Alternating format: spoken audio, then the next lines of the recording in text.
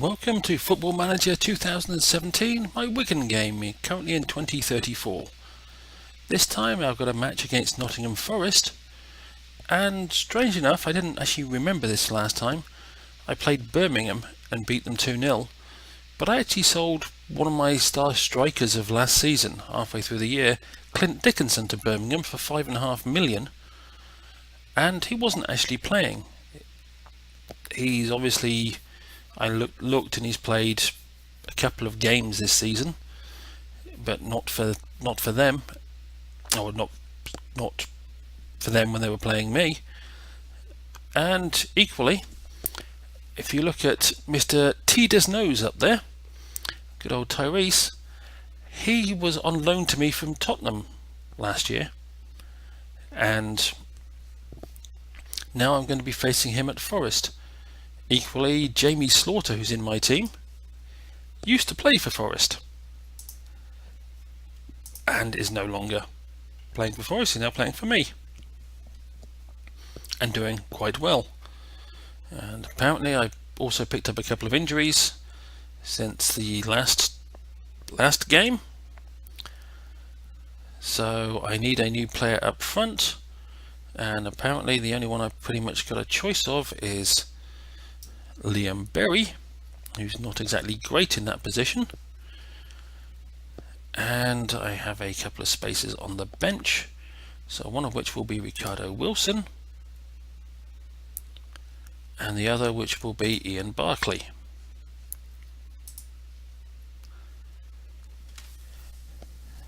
Neither of which have played for me this year.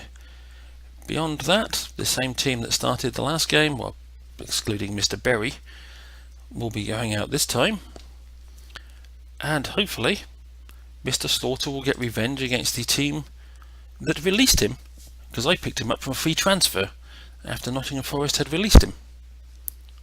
Yes, he's 32 years old and is at the tail end of his career, but I am hopeful that he wants to get revenge, and hopefully Tyrese won't do anything too horrible to me.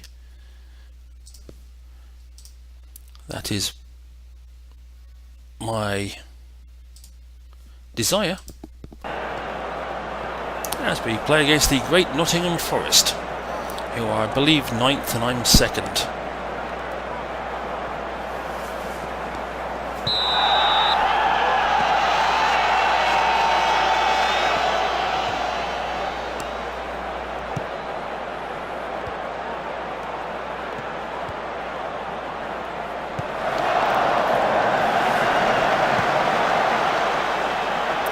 Let's see how Mr. Berry does. He's learnt how to pass to the right colour shirt at least. Oh, good move. Unlucky Slaughter. That was a very good move. I do like the way those two guys in white in the corner, just off the pitch, are crouched there for the whole match. I think someone would give them a seat or something. Having to sit there crouched the whole match seems a little cruel.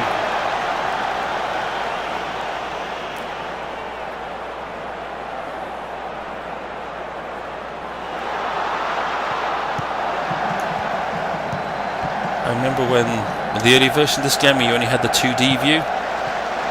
Yes, after we got past the just having the commentary, there was the 2D view, and there used to be these two little white crosses in the corner just off the pitch. And for a while I thought they were buttons that did something you could click on. Until one day it occurred to me, they're the St John's Ambulance Brigade type people, or the medical type people. That's what they were there to represent. And I assume that's what those two people in the corner are there to represent, even though one is half impaled on a advertising hoarding. Something else that SI Games should really fix. But it was kind of amusing to myself that I actually thought that they were buttons that actually had a purpose in the game, and I kept clicking on them for a few games until I realised, oh, that one goes down as an own goal.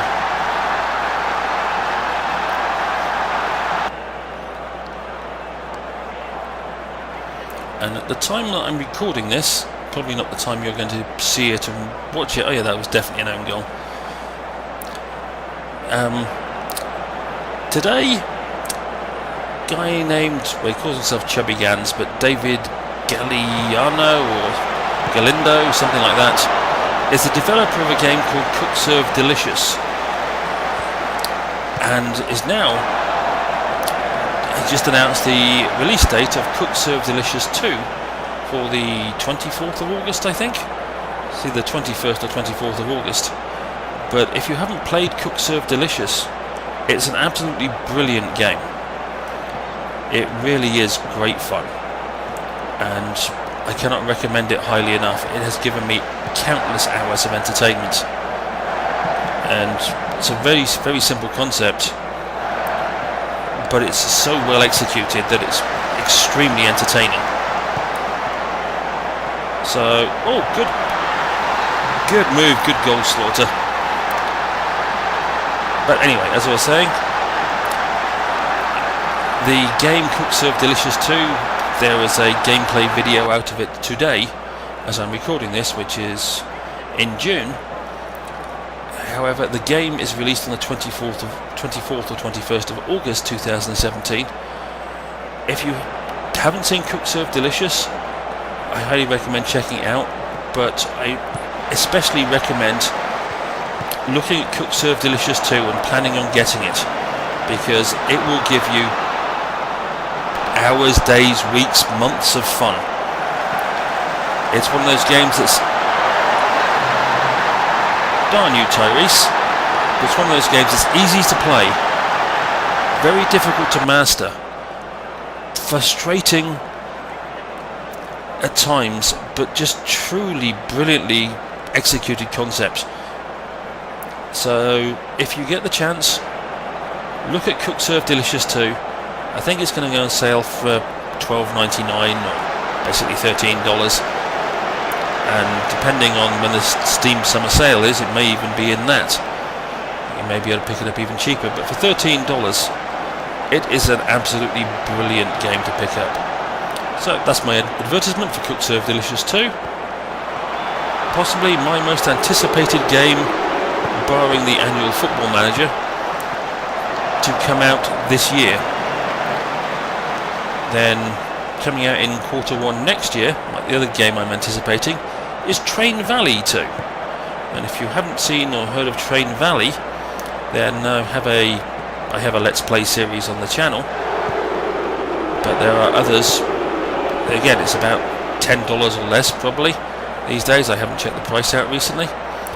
Another highly entertaining game that was well done. Another simple concept, fun game, well made. Oh, he was not offside. Oh, Slaughter was offside, fair enough. I didn't think Harwood was offside, but he was the one that put it in the back of the net, but Slaughter was.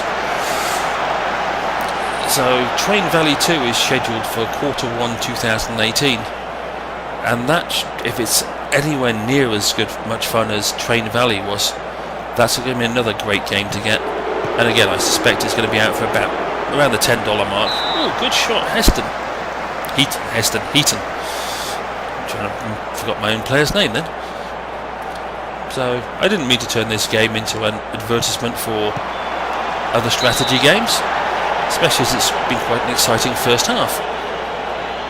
But it's just, this is the day that Cook Serve Delicious 2, the gameplay trailer and the release date was announced, and it's, when it comes out, literally every other game that I've got will stop being played for about a week while I concentrate on playing that, because it's absolutely going to be fantastic.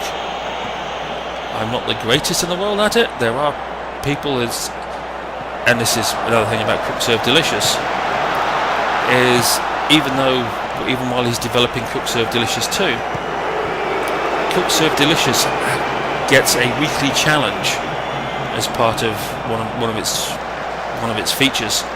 There's a weekly challenge which gets updated every Monday, and I'm still playing that, even though I've essentially beaten the game, and I've played it for I don't know how many hours.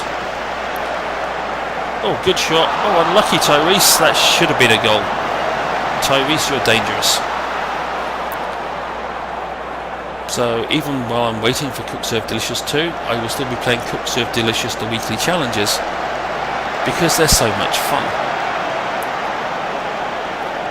But yes, I was going to say, yes, I know I'm not the best at the game, because I play the weekly challenges and I may get into the top 20 or 30, 40 on the scoreboard, as it keeps a scoreboard with everybody who takes part in the weekly challenge on it. But there are people who can do the weekly challenge in about half the time I can. Another great shot and a great save. So I know there are a lot of people who are a lot better at it than I am, but it's still a fun game. And like I say, Cook Serve Delicious 2, the screenshots and the gameplay videos I've seen of it, and the information I've heard about it, the graphics are going to be far superior. There's going to be far more involved in the gameplay. So here ends the advertisement for Cook Serve Delicious 2 and for Train Valley 2. 2 games in the next 9 months I am very much looking forward to.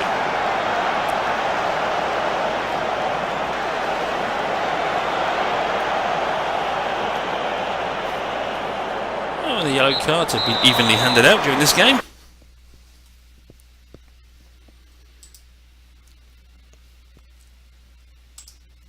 I know you're capable of even better, and you're doing a good job, guys.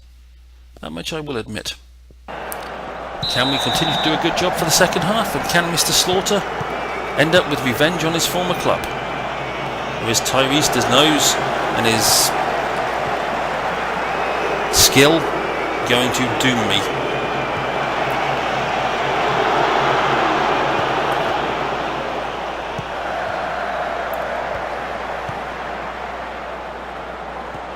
Oh, good cross. He's offside. He might not have been when the ball was played, but I'm going to claim he was offside. Oh, decent throw-in. All you got to do is be able to feed the ball through to somebody, and we might have a chance.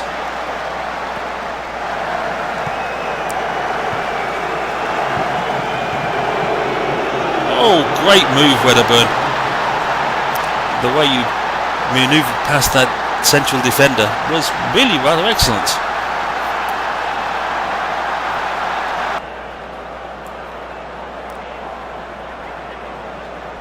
Yes, the number 4 thought he had you and you went, well, kind of through him. But I assume that was meant to indicate you went round the back of him. Having knocked the ball past round in one side of him, you went round the back of him to follow up with that move. Oh, and oh dear, one of their players has got a facial injury. Well, he's a footballer, he's probably very ugly, and that probably counts as a facial injury, because it's rare to find a particularly handsome looking football player. Matthew Letizier being the extreme example of what football players can look like, but there are a lot of, how can I put this in the nicest possible terms, extremely ugly footballers. That's probably the nicest possible terms I can find to put it in. Oh, unlucky. Another great move. So anytime a footballer has a facial injury, I kind of look at it and think, oh, okay, maybe it'll improve their looks. Yes, I'm cynical, I know. But I'm English, I'm allowed to be cynical.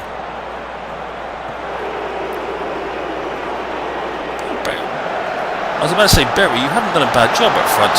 And then you do that. Whoa. Every time Tyrese gets the ball, it's not exactly inspiring for me. I'm looking at it thinking, oh my god, oh my god, oh my god, Tyrese is on the ball. Expecting something horrible to happen to me. Oh, we're getting very cocky with a back heel there. Nice through ball. Oh, too late with the through ball. If I'd done that earlier, maybe Slaughter would have had a chance. Whoa. Okay, I saw the tackle, but it missed him. There again, two-footed lunge like that, I suppose. Straight red card. Them's the rules of the game these days.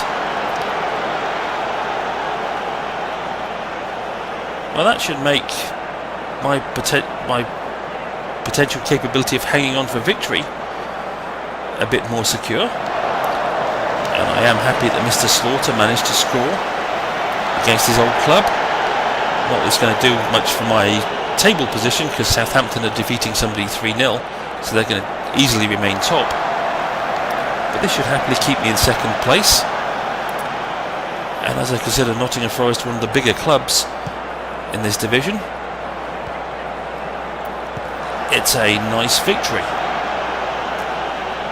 On top of that, after this game I have a 2-week break until the next game due to an international break. Oh, that was not a bad shot. So that'd be a nice chance for my players to get a bit fitter,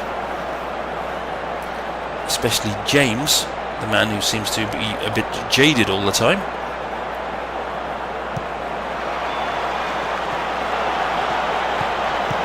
And then at some point I get to play some of the weaker clubs, because I seem to have played a lot of clubs in the top half of the division, or mid-table places.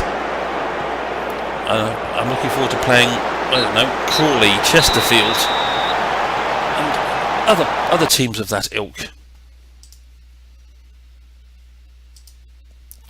And I'm very happy with that.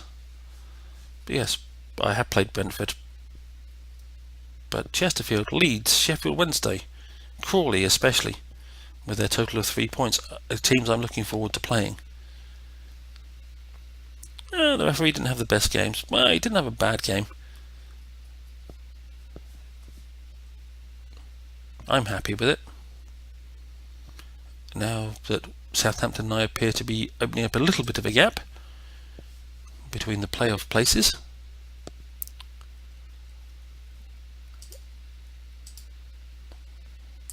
Oh, apparently he wants an improved deal for the goalkeeper. His existing contract $700 a week, and he didn't have an agent when he signed that. He can have the backup. You definitely don't get that. You definitely don't get that. I will add my usual option to keep you. And when's your current contract expire? At the end of the year. You're worth keeping around for an extra year. Okay, you want 1.6. That's fine. You deserve it.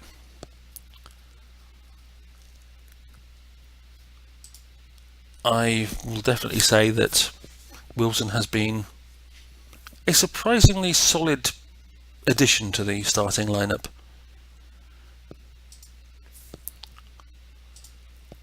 That was a short press conference at the Brian Clough Stadium. Well, that was my wonderful Wigan team against Nottingham Forest. I hope you enjoyed, and hopefully I will see you down the road.